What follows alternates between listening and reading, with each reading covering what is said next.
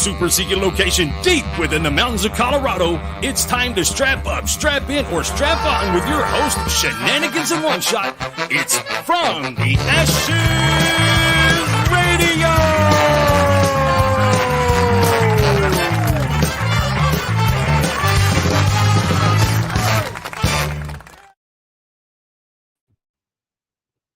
Ladies and gentlemen, welcome to it, you poor suckers. What are you guys doing here? How's everybody doing? Welcome to From the Ashes Radio on About Face Media. Heidi Roswell, we are glad that you are here. We got a heck of a show. We got Falcons, we got stupid t-shirts, we got Never Forgotten, we got safety briefings, we got all kinds of good stuff. You're going to love it. So what's up, dude? Did you know the microphones and the headphones are fart-proof? I didn't. How do we test this theory? We just did about a minute ago. Did we? That's how I know. Oh, all right. Well, good. Glad to hear it. Ooh, oh man. Hey, the boss is watching tonight. Oh, good. John Old, glad you're here, man. How was your week?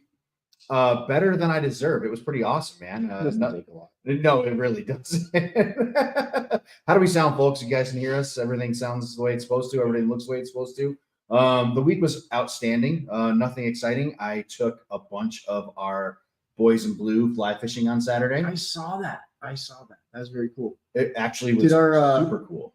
I saw some of our other friends tagged in that too, not just friends in blue. Like there's a good group of support. And it was pretty awesome. I like it. I really like it. Selmo had the great idea back in August. We put that together. Does he float? In the river.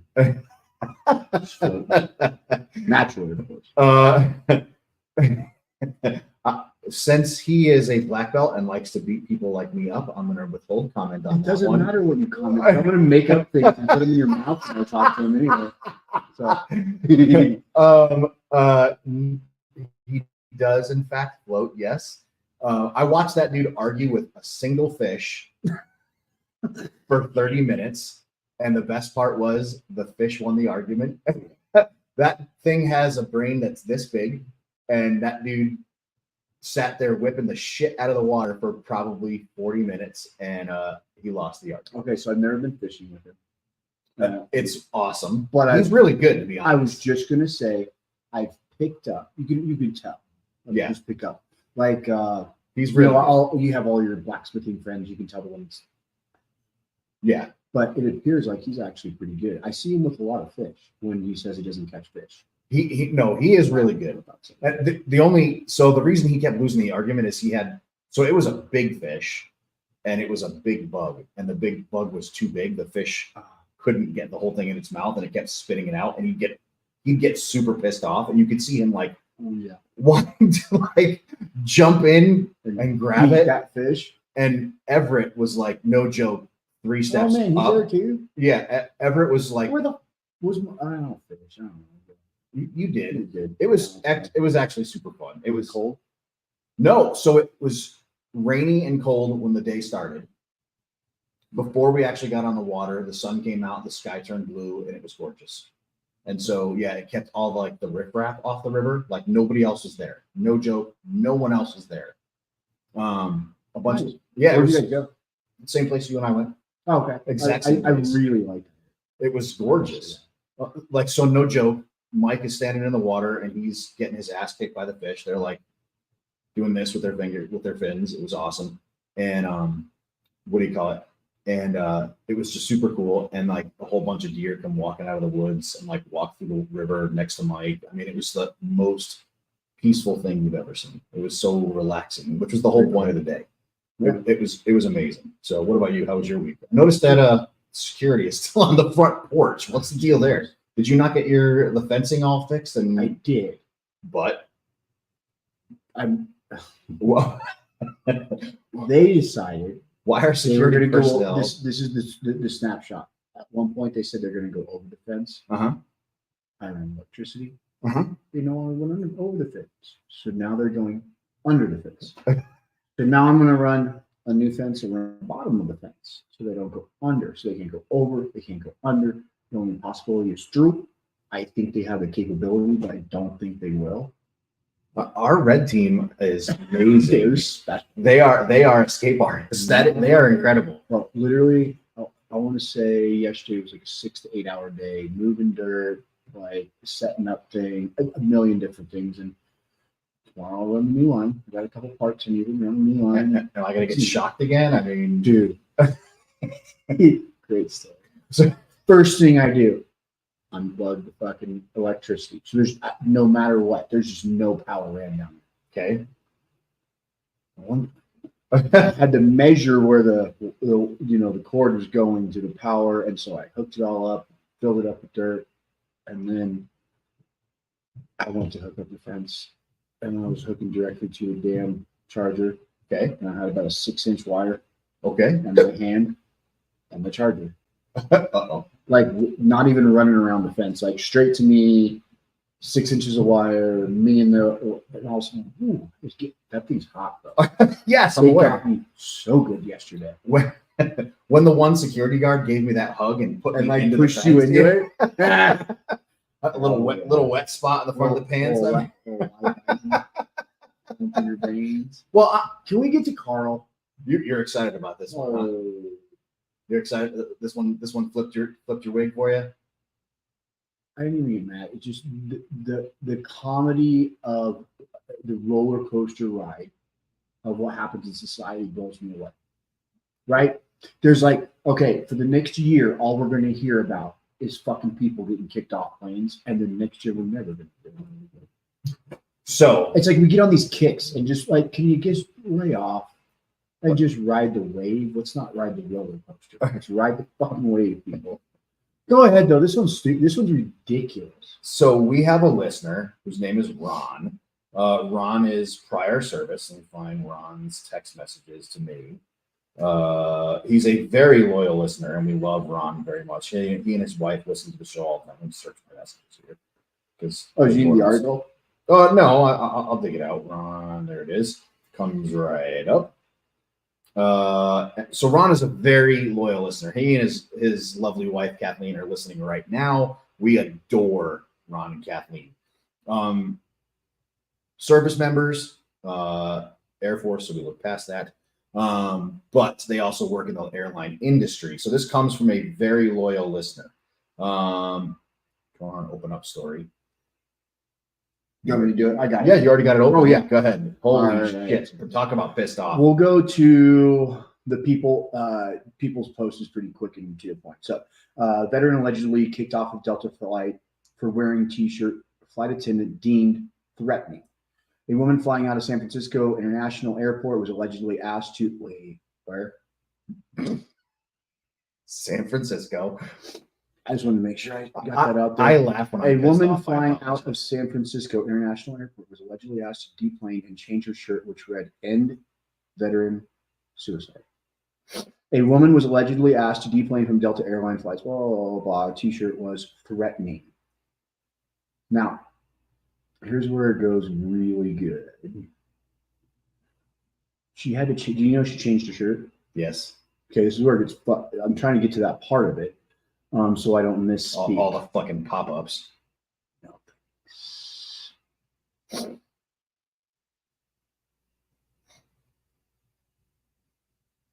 If you want to get back on the plane, you have to take it off right now.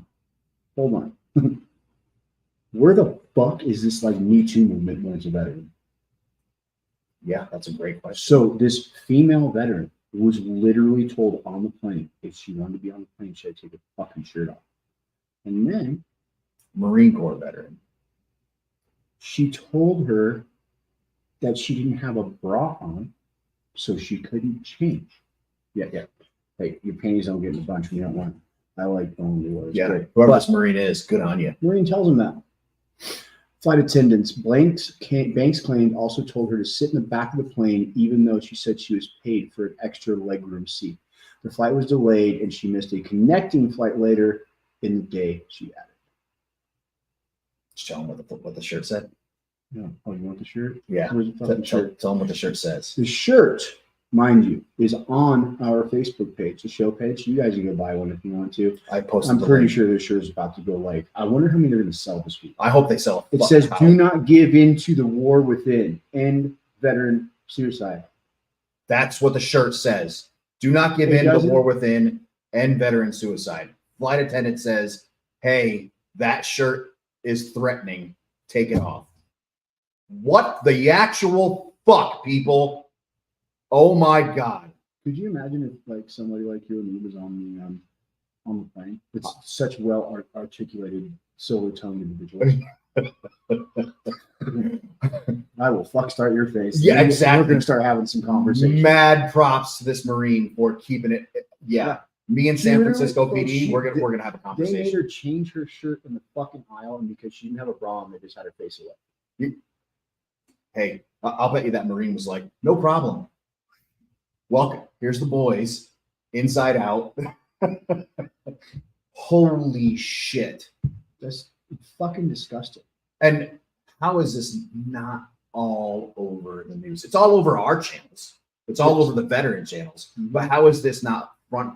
No, because we're too busy talking about all the bullshit in the presidential election. No, perfect example is, let's see here, 13 minutes ago. I asked my wife, as we were doing show prep, you know what I'm talking about? No, she hadn't heard yet. Of course not. Because unless, again, algorithms, which are bullshit, just feeding people what they want to hear, okay? And then things don't matter if it's not for the cause of certain groups. Yeah. I'm not even naming them, because there's more than one. I'm not saying there's one. There's a lot of groups here, a lot of attention, a lot of bullshit. And then, like, that is fucking sexual assault, in my opinion. Yeah. Like, that Marine had take your clothes off. Full right to fucking beat the fuck out of her, as far as I'm concerned. Excuse me, taking my shirt off in public. If you want to fly in my shiny metal tube, take your clothes off. Fuck you. Take them off me. Yeah, we're getting it. Get your friends together. Take them off me. Yeah. There's not enough of you here to take this shirt off me. No. Yeah. And by the way, if there's any other veterans on this plane, come on and stand behind me. Yeah, because guess what? We're getting it on. Oh my God. You're out of your damn mind. Dude, like, we're at the point where I can think of 3 people that are like, yeah, come on. Please. Please, God, give me therapy. Yeah. Thank you. God literally sent you for me. Thank you. Oh, dude, I just can't fathom. I want to meet the flight attendant. I really do. And I want to sit down with him. I want to have the flight. I don't want to have the Marine on the show. Nope. I mean, that'd be cool. Hey, I'd love to have you on the show. I'd love to. You know what? I want to have the flight attendant on the show. Unless she wanted to put her face on the radio and do it, I wouldn't even want to ask her. I'd be like, you know what? Not with that fucking attendant. Yeah, because I'd really love to have the conversation. I want to know what's in your head.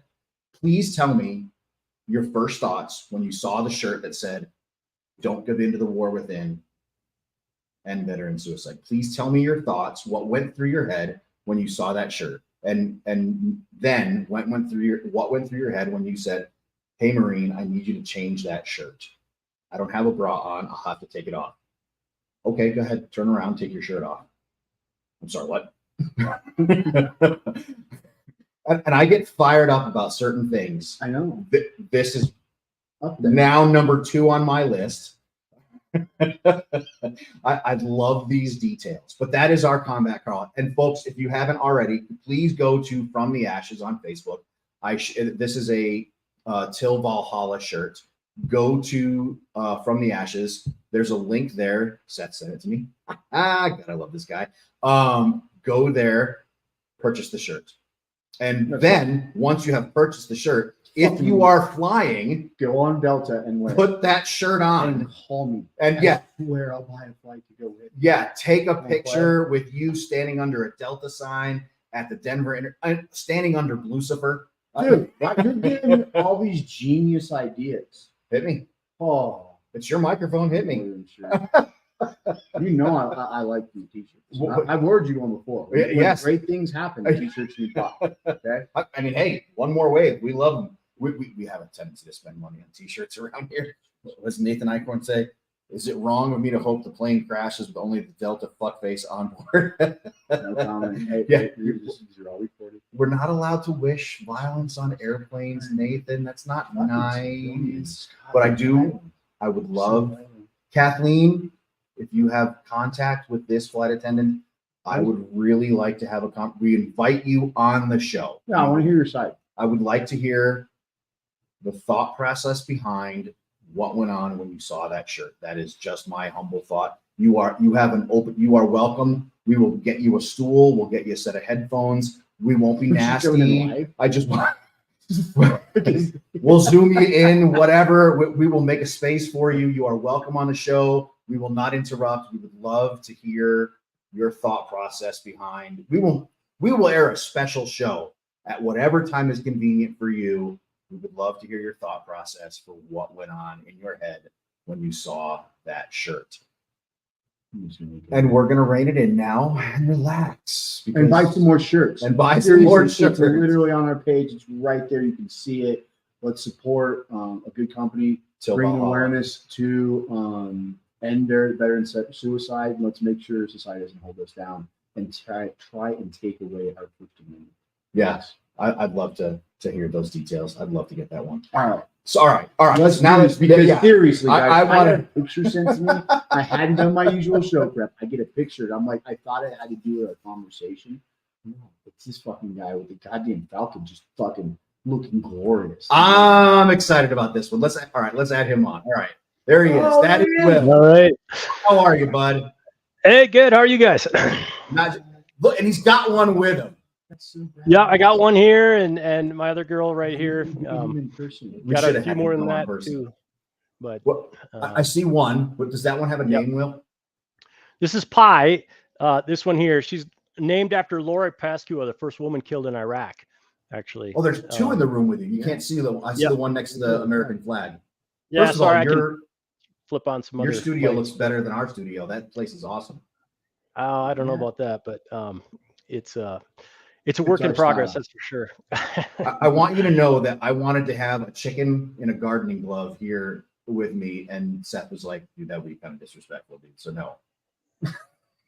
Yeah, no, you're good. Well, Will, welcome to From the Ashes on About Face Media. We're so glad that you are here. Thank you. Yeah, glad to be here. I caught the first part of your show, definitely my style. Yeah, I can't believe that Delta flight. That's freaking madness. But Will, had you heard about it before the show tonight? No, I hadn't. See, that's what blows my mind. This happened but yesterday. I don't. Now, like when Terrell Davis I don't watch got news tapped on the arm, like the whole world knew that out.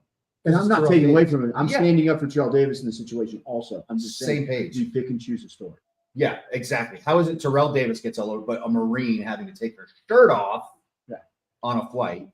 I'm a huge fan of women taking their shirts off anywhere, but that's not the point. By their choice. By their choice, exactly. So you get me. Will, did you serve in our nation's military? Yes, sir. United States Navy. So what years did you serve? Nuclear machinist mate, 96 to 2004. Well, so you are a smart guy, huh? Yeah. Yeah. I heard like a straight up like nuclear. Yeah. Ooh. I heard the word nuclear, and all I heard was you got to be smart to get through that shit. So well done, Will. Very well done. So what? I tried. How did you get started in the whole like I train Falcons and I do this stuff? First of all, those things are gorgeous, by the way, and those pictures you sent, they are those are stunning animals. Yeah. Well, you know, the whole goal is to help veterans. I happen to work for the VA. I'm passionate about continuing to serve. I'm a federal servant, so I'm a GS-14 now, and you know, spend my whole career serving in one way or another. I've been in love with birds of prey since I was a kid. Got my license when I got back stateside, and I've been a falconer now for, almost 20 years. And a few years ago, actually 2019, I came up with this concept of, hey, how do we get more veterans involved? How do we expose these amazing creatures? And they're extremely well tamed. I mean, they're this is my bare hand, right? I mean, they know their master, right? They're bonded with me, and but they're also adaptable.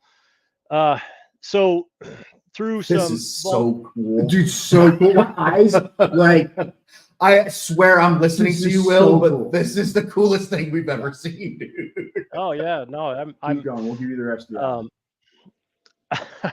I didn't know how my lighting was going to turn out. This is my first interview like this, so I good. probably should have put the over one on, but No, you're good. but yeah, it's been a kind of lifelong passion. And then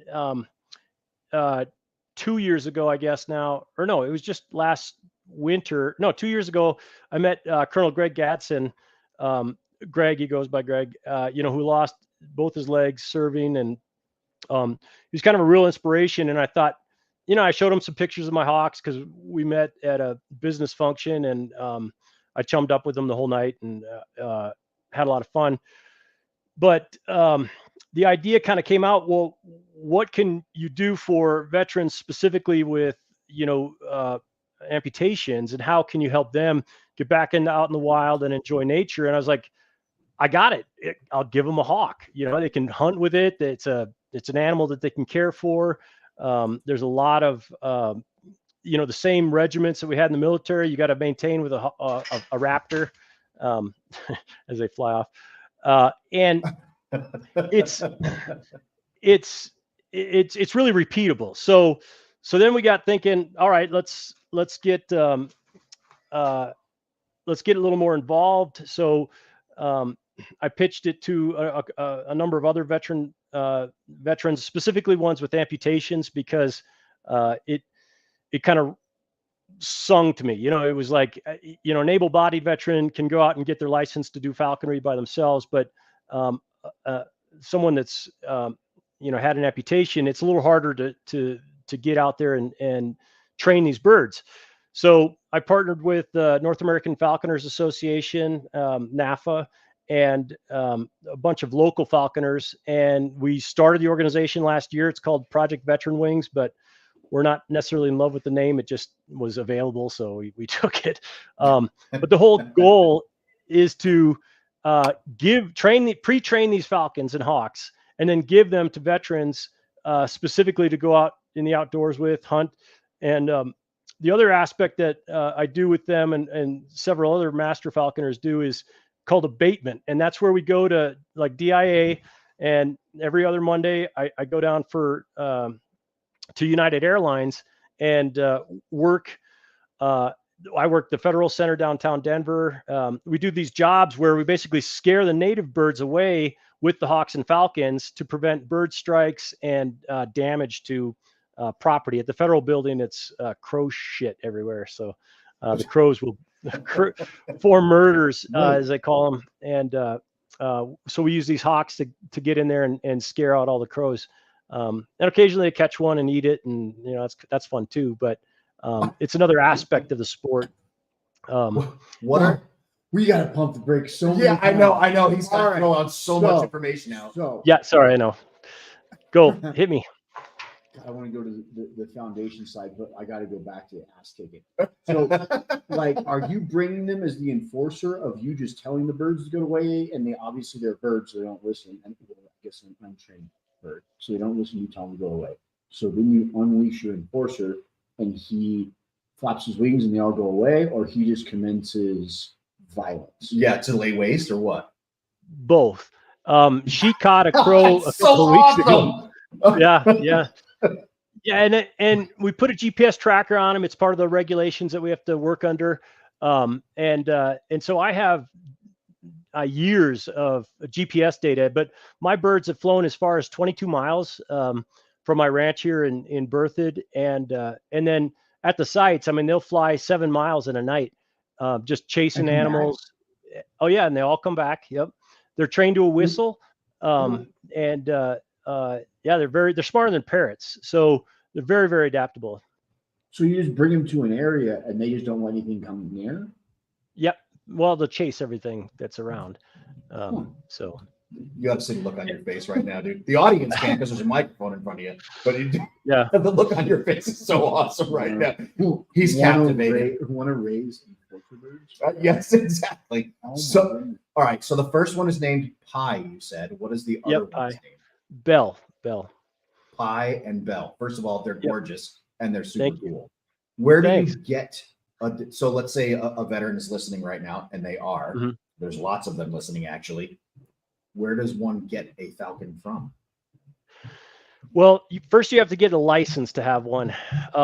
And that Okay. is a process here in Colorado. The Department of Wildlife has a really good website for specialty sports.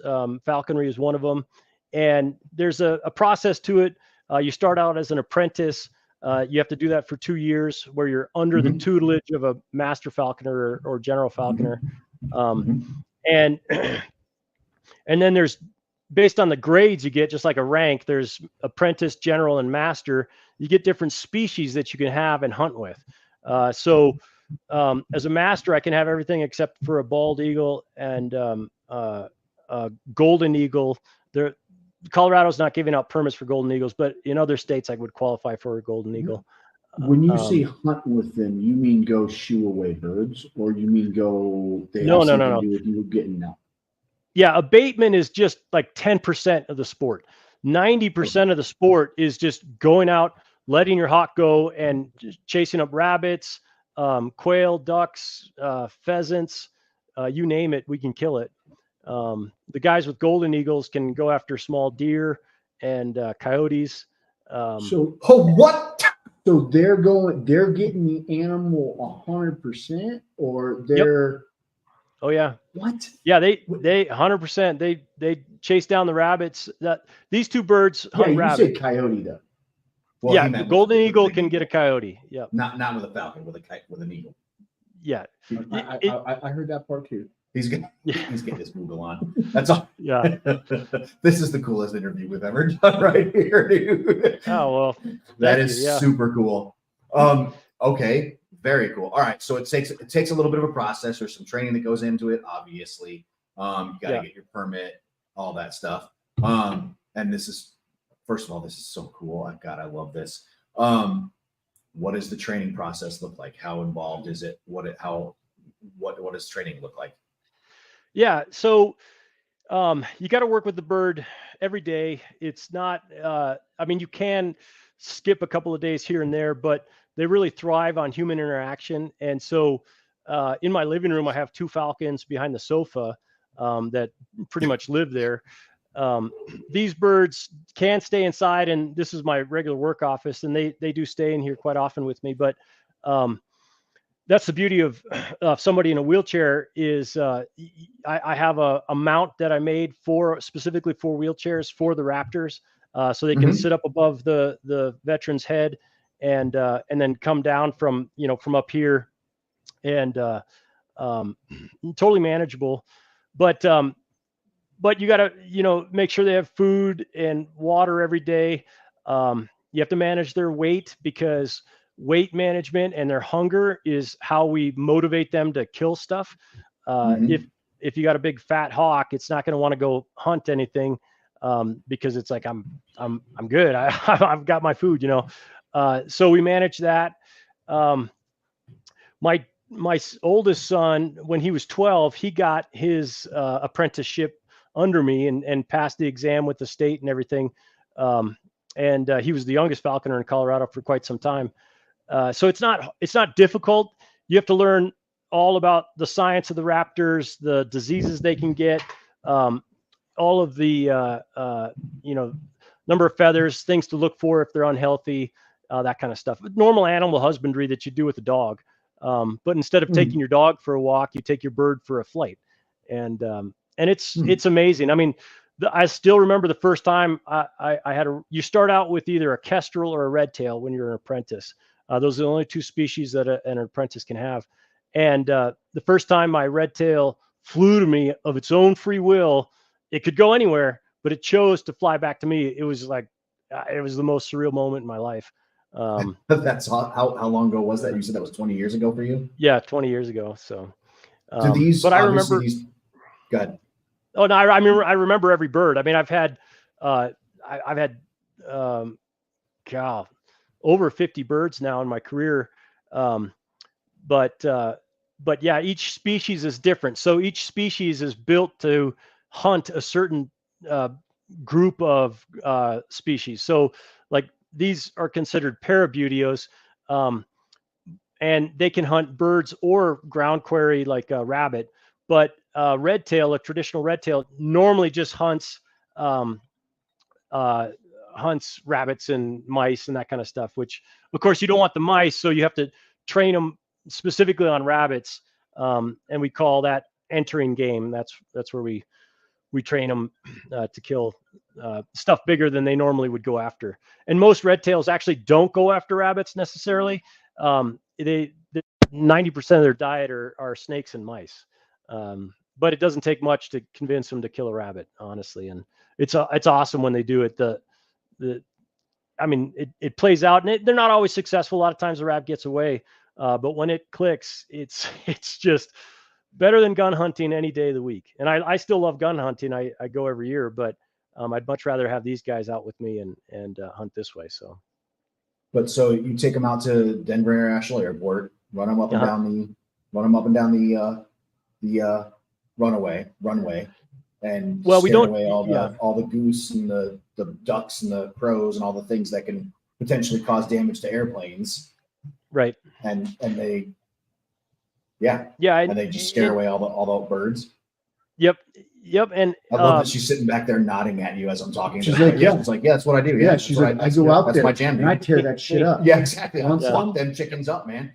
Yeah. And then I just hang it on my dad's hand. I don't know if you heard that, but they're trained to step up. So that's the command. You could train them to any command you want, but they're trained to rewrite themselves when they try to fly off like that. That's kind of common for them. They're trained on their perch. They're so docile once you get to know them that you can touch them like this. I'm trying to turn her around.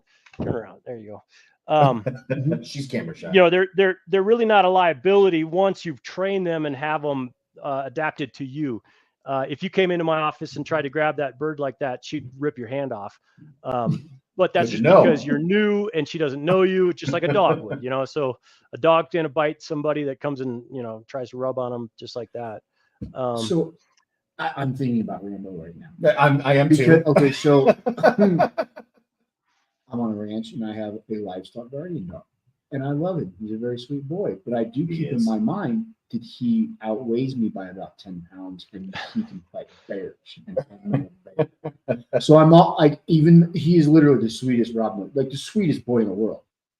Even to random people, he is very docile and sweet. As long as you're not a coyote. Don't be a coyote. Jesus Christ. But besides that,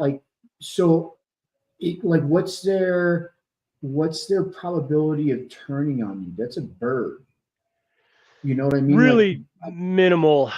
Like I said, when you're first training them, it's guaranteed. They're definitely going to protect themselves. They're a predator. So, but like this bird, she doesn't know I don't have a gauntlet on. She could squeeze down and rip into my hand. Her talons are razor sharp. But she's used to being handled every day, and she knows, the routine. And so a lot of what we're doing right now is just outreach. So we'll take these two birds specifically because they're so well trained, and take them to veteran hospitals and just let the veterans interact with them and hold them and kind of hang out. We call it hawk therapy. And that's been phenomenal.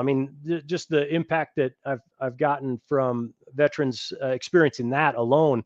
I have about 6 veterans in the hopper right now trying to get their license to do this too.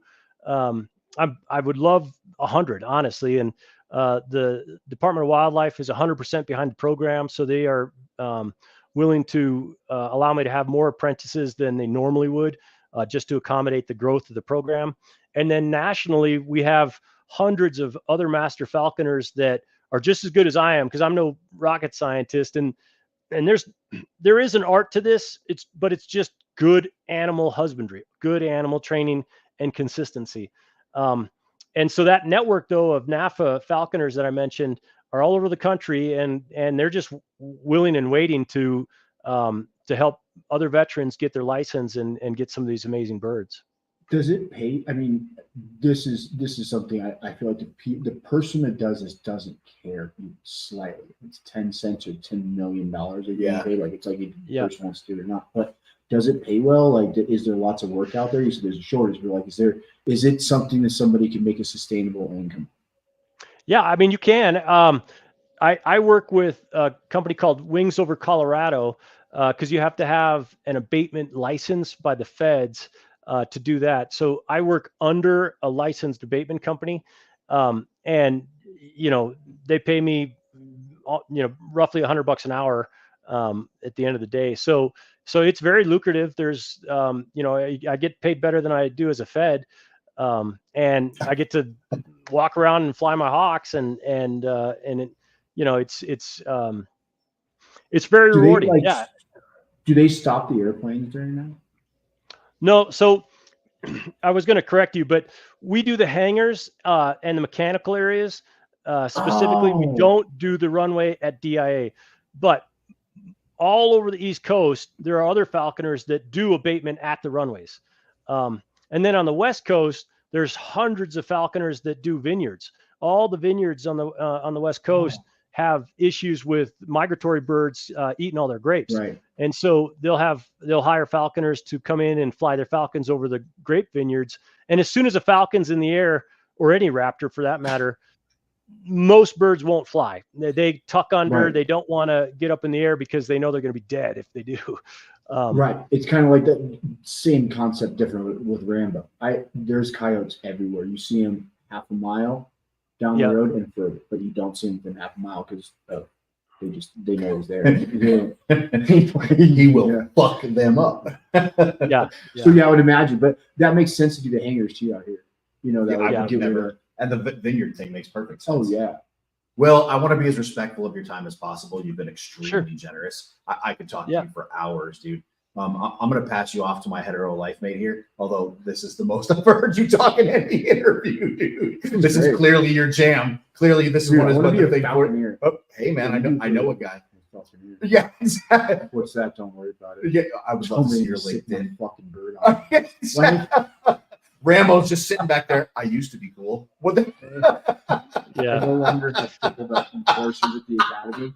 I just have a Falcon on each side of looking like a fucking pirate. I would get an eye patch and just have my bird sit on my shoulder. Stop it. It'd be so fucking cool, man. At the end of your time with us, we give you about 2 minutes. It's your time to shine.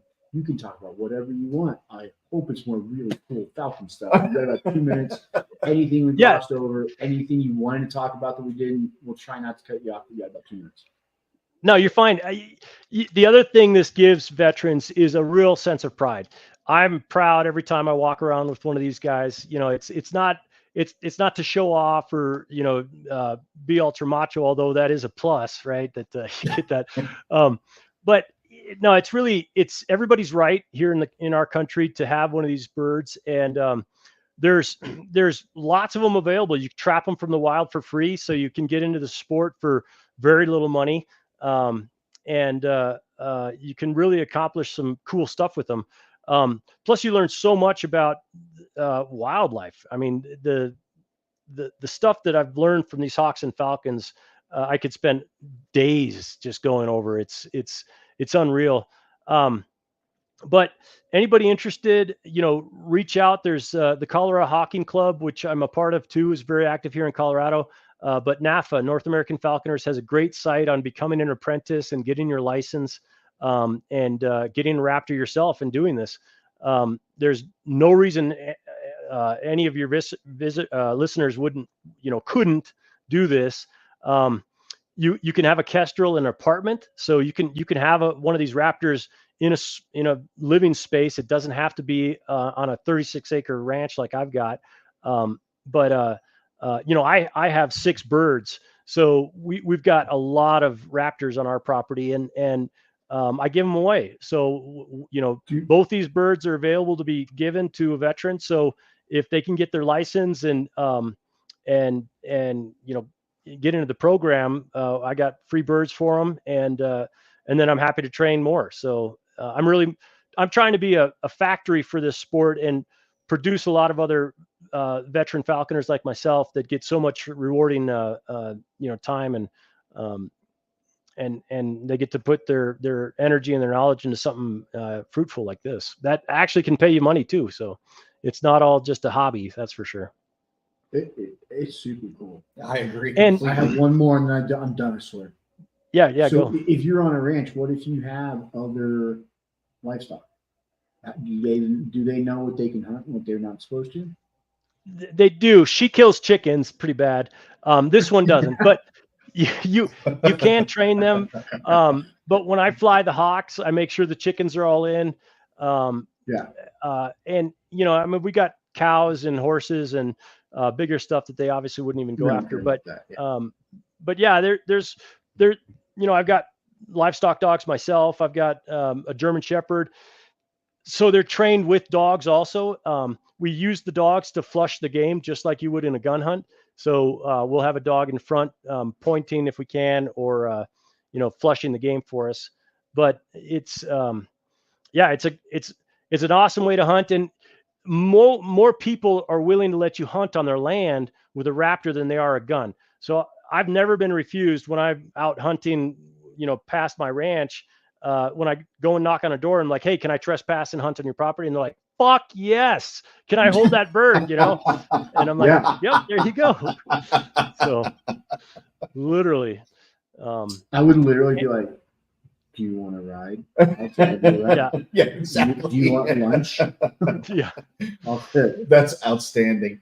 Ladies and gentlemen, we have been talking. Go ahead, Will. Go ahead. I'd love to do a flight demo for you guys sometime. So I'd come down and fly some birds for you, and you can see it in action. And it's a lot more gratifying when you got better lighting and you're out in the wilderness hunting with these and flying them. Promise me you're not going to unleash one of those on me. Jesus. Absolutely. Freak you out. They're super cool, but they freak me out a little bit. Like, you literally have a guard turkey. I don't want to fight a bird, bro. Neither do I. I'm okay with a croc, but not a bird, brother. Those things are vicious. He literally has a guard turkey. Wow. Ignore him. Yeah. So don't worry about him. Ladies and gentlemen, we have been talking with Will, Pie, and Bell. I can't thank you all, the three of you, enough for being a part of From the Ashes on About Face Media. And we really need to thank our number one listener, Dana, for introducing us to you, Will. Really, really appreciate it. You have to show those birds working from Heidi Roswell. Yeah. Oh, this is going to happen. Will, thank you so much for being a part of From the Ashes on About Face Media. Thank you, guys. Have a great night. You as well. You already made it a great night, so thank you very much, man. Really appreciate you coming on the show. Yeah, of course. Have a great night. Bye. Yeah, you too. Was that cool or what? That is probably the coolest thing I've seen all year. Like, I know, dude. Don't you want one now? Yeah, you kidding me? Did you see what I wrote? I need one as a wedding gift to make it happen. We're getting you. You have to become a Falconeer. Yeah, like I'm looking. I'm like, you know what? Maybe I do have a little bit of extra time to dedicate to become an apprentice and get a fucking falcon and hug these cats. What did I say? What do you got going on behind you, dude? Is that a cat behind you? Are you in the bathroom right now? I would know. No. I'm in my stairwell. Oh. Did you say fuck cats? Oh yeah, I'd get rid of all my barn cats. You've got like 37 cats, man. Gone. They are super cool. I think I have the internet connection, you guys. So if I break up, I'm sorry. I think it's me. All right. I gotta run something past you. Unless you have something for us, I gotta run something. I got nothing. Lady. All right, check it out. I got nothing. Fucking veteran suicide. That's some bullshit. Whew. Oh my gosh. You want to talk about fired up? We ranted a little bit. Show prep was rough today, let me tell you. Yeah. All right, I'm gonna give you a quick and dirty breakdown. And you already know this guy. I gave you the quick breakdown already. Cancer, burn pits, 100%. Got it for him. He's getting calls now. They're asking about from the VA. They're asking about his disability. Is this a pension? They're saying, hey, they may have to take some back from him. He's gonna have this cancer diagnosis. He will never be cured. He will have this cancer diagnosis the rest of his life. Are they going to take money back from this guy? Yes, Killdozer. Killed him. He retired from the armed forces? No. Did he receive a severance pay when he left the armed forces? No. Then there should be no reason why the VA will take that money away. And he's listening right now, by the way. Unless he fraudulently has a cancer diagnosis, they were overpaying him for, like, let's say a dependent that he doesn't have. No.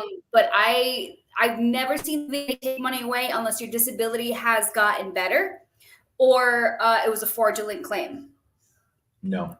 Okay. Cool. Good to know. You probably just reassured him right now. He probably let's talk offline. I got some questions that I need to ask that I would just completely give away and get in his dirty stuff, and I don't want to do that on the air. But again, I'm not the VA. I do not work for the VA. I'm not affiliated with the VA. I hate the VA just as much as everybody else does, but it's like a love-hate relationship because they've changed so many lives, right? The compensation has literally turned homeless veterans and got them an apartment with that money that they're making. So it's a love-hate relationship.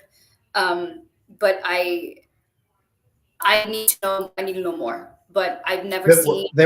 He got a phone call asking when he was going to go back to work so they can start taking money back.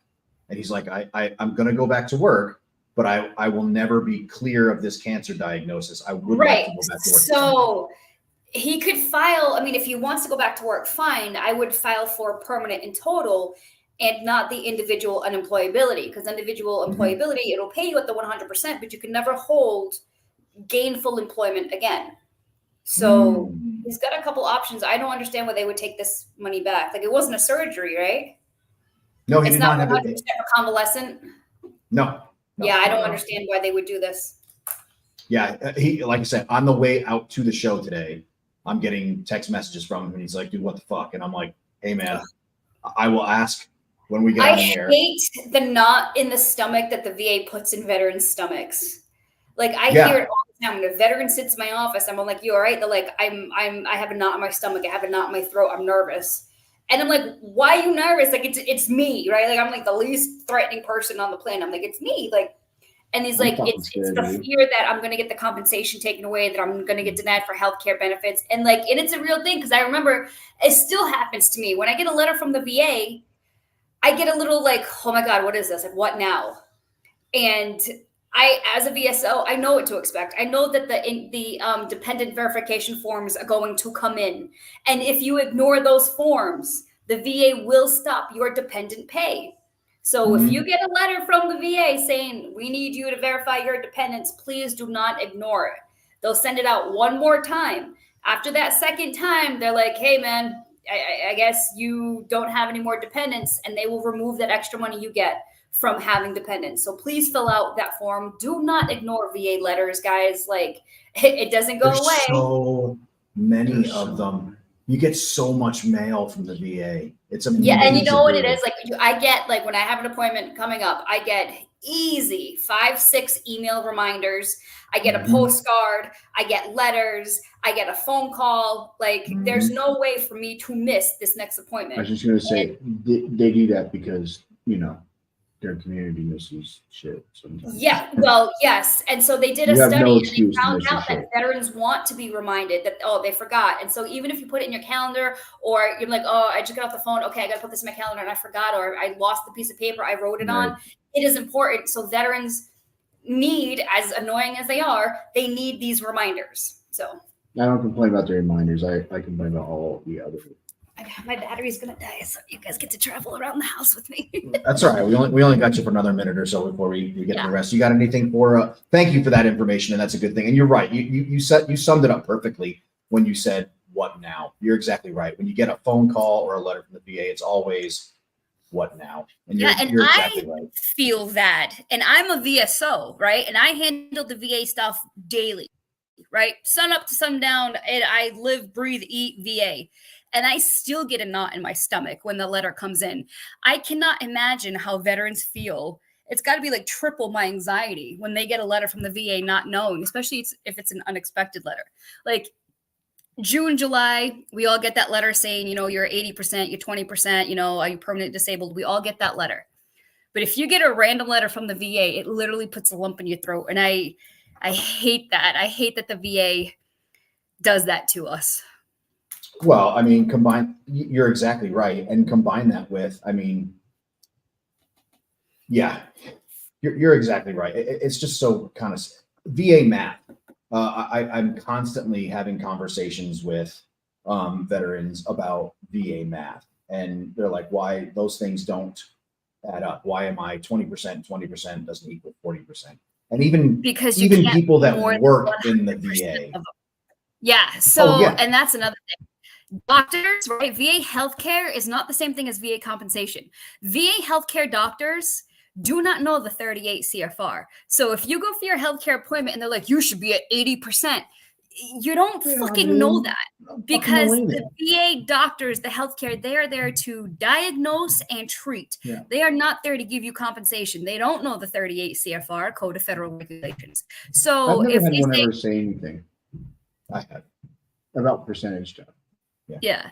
Like, I get the ones that are like, oh, you have hearing loss, but you've never filed a claim. Go file a claim. That's fine. Like, I want these providers to say, to tell their veterans, go file a claim. But do not sit there, and I will fucking fight any fucking physician that threatens me on this. Do not tell your patients you should be at blank percentage because you, doctor, physician's assistant, nurse practitioner, don't know the 38 CFR. So you are literally putting false hope into these veterans, and then they come and see me and they're like, no, you're already at the highest rate. Like, oh, I need 20% for my ringing in my ears, my tinnitus. You can't, I'm sorry. The most you're going to get is 10 per law. Like, that's the law. So doctors, please don't tell your patients to go up your claim when they're already at like the max. I'll talk to you off air about some stuff, but yeah, you're not far off at all. But yeah, I will give you a holler tomorrow and we'll talk about this off air. I'm working on a 3-year project about exactly that. So yeah, we'll talk. I'll give you a call tomorrow. Like you personally, or is it someone you're helping? Both. Yeah, I'm working on it personally. I'm working on a 3-year project to help some stuff out. I'll help some folks out. But what do you got for the safety brief for tonight? Anything good? Safety brief. Don't cook bacon naked. That's actually a pretty good one. Don't hold your Falcon naked either. You know. Yeah, I might confuse. I love that he grabbed his dick. Dude, those birds are savages. That was awesome. All right, don't cook bacon naked. Allie, go do good things. Go see if the helicopter is making an approach. Hey, you naked? No helicopter tonight, boys. And we can hear him now. That's the best part. You got to get that boy a microphone one of these days. Allie, thank you so much for being a part of From the Ashes on About Face, and I really appreciate you answering all those great questions. That's excellent information. I'm sure my phone is going to be blowing up. Have a great rest of your night, Allie. You guys too. Bye. Bye. All right, man. Yeah. So what else you got for the safety brief for tonight? Anything good? Yeah. No shit, man. Can you don't take that dude's wallet? No shit, man. Can you imagine? Don't get it back.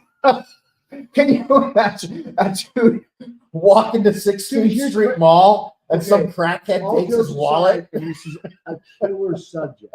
But let's be serious for a minute. For all programs out there, all the different things out there, they're pretty much like, hey, we'll rub your back, take care of everything. It's free and help you out all of the way.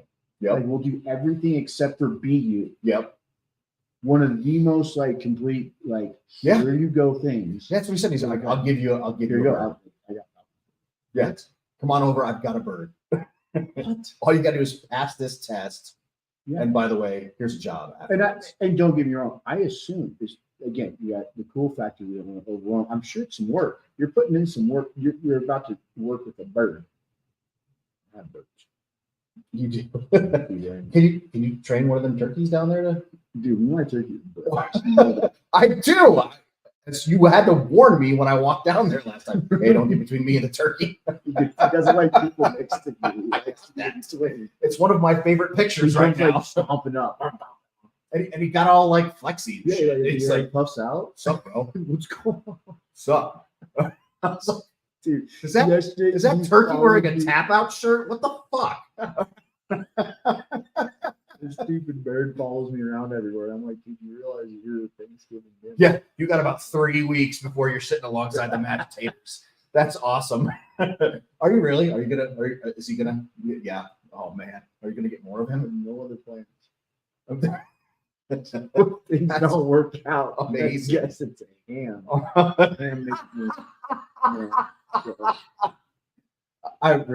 We're going to Fort Collins for Thanksgiving, but man, please save me a piece just because I've seen him up close and personal, and he gave me the threatening eyes. So now I want to bite.